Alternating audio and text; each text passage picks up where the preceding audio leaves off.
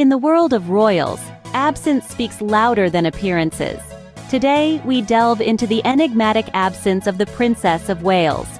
Just before a series of significant royal events, the palace announced the princess's illness, a revelation that sent ripples through royal circles and beyond.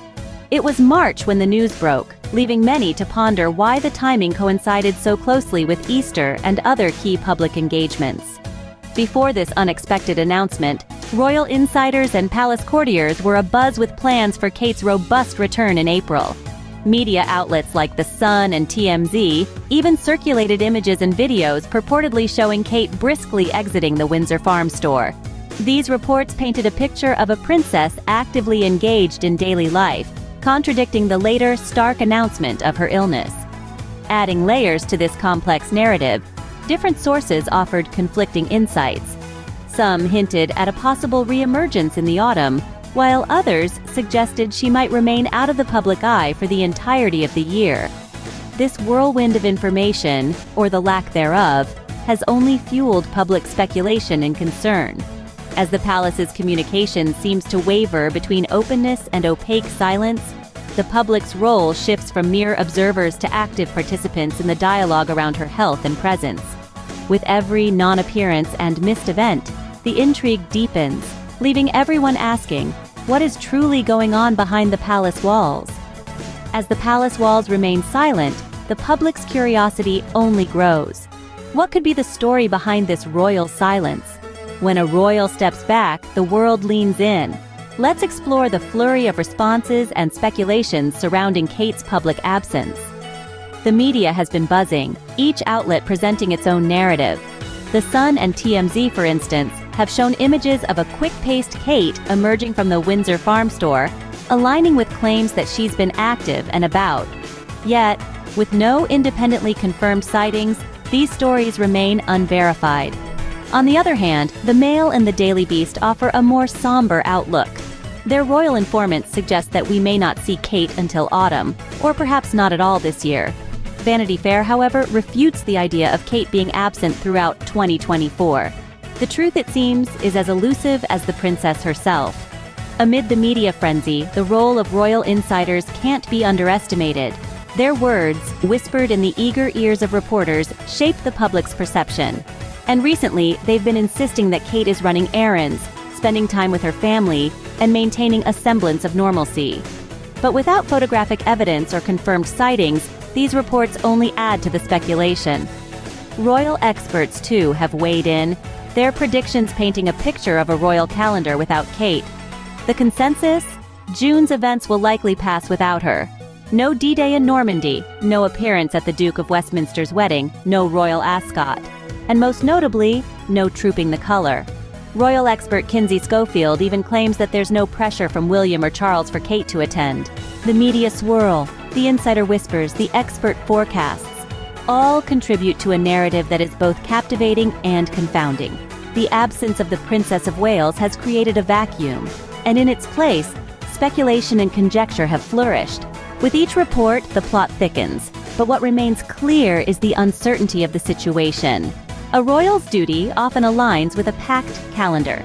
Let's look at the events from which the princess will be notably absent. In the bustling life of royalty, certain dates stand out as pillars of tradition and public duty. This year, however, the calendar for the Princess of Wales paints a rather unusual picture, marked not by her presence, but by her absence. Among the high-profile events she's expected to miss are the D-Day commemorations in Normandy, the Duke of Westminster's wedding, the glamorous royal ascot, and the colorful Trooping the Color. Each of these events holds a significant place in the royal family's public duties. The D-Day commemorations, for instance, are not just a remembrance of historical bravery and sacrifice, but also a moment for contemporary figures to reflect the nation's respect and gratitude.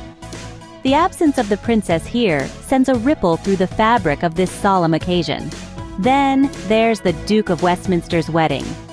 Weddings within the aristocracy are not just social gatherings, but are also events where alliances are formed and reaffirmed, where the royal presence underscores mutual respect and support among Britain's elite. Royal Ascot, a jewel in Britain's social and sporting calendar, typically sees the royal family in their element, celebrating tradition and equestrian excellence. Her absence here will be felt by many, perhaps raising eyebrows and questions among the aristocracy and public alike. And perhaps most visibly, Trooping the Color, a quintessential display of royal pageantry and public interaction. It's an event where the royal family is not just seen, but actively participates in a spectacle cherished by many. The princess's absence from the balcony during this event will undoubtedly leave a noticeable gap. While the palace has not detailed the specific reasons behind the princess's continued absence, one might speculate whether health concerns, personal matters, or other undisclosed commitments might be influencing these decisions. As these important dates approach without the princess, the royal agenda feels unmistakably incomplete. Royal events are not just duties, they are family gatherings. How might the princess's absence affect the royal family dynamics? For years, the Trooping the Color has been a cornerstone event for the royal family, a splendid display of military pageantry that also serves as a public celebration of the sovereign's birthday. Historically, the Wales family has been a prominent fixture at this event, with the children often stealing the show with their balcony appearances. The presence of the Princess of Wales, alongside her husband and children, has always painted a picture of unity and familial joy.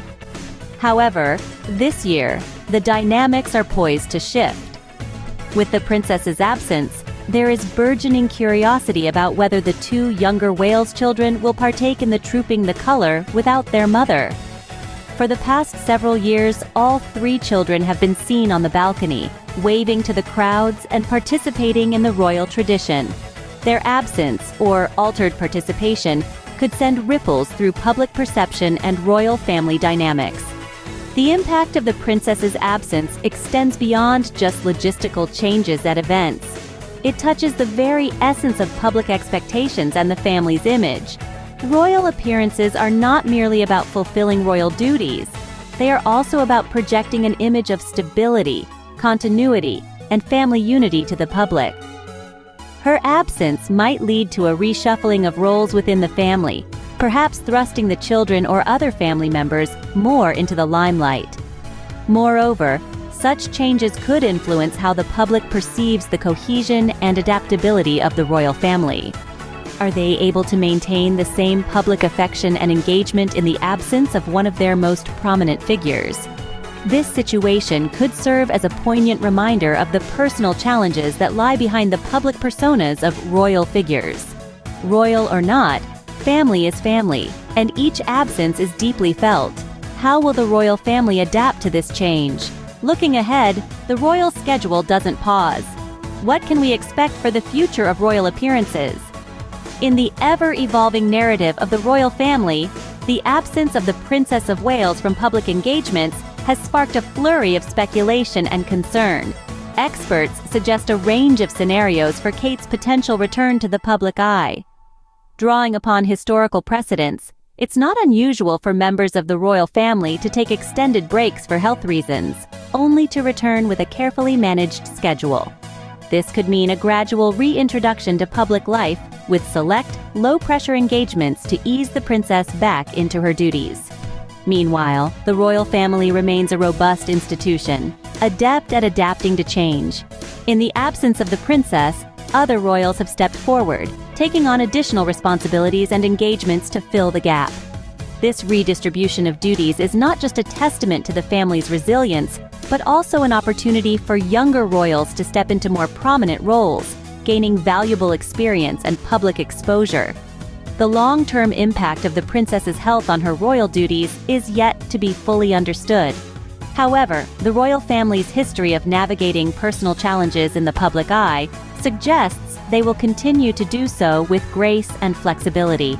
The support structure within the institution, coupled with the public's enduring affection for the princess, will play crucial roles in her journey back to public life. The future holds many possibilities, and in royal life, adaptation is key. We await the return of the princess with hopeful anticipation. Today's journey through the corridors of royal uncertainties brings us to a reflective close. We've delved into the enigmatic absence of the Princess of Wales, a narrative wrapped in secrecy and speculation.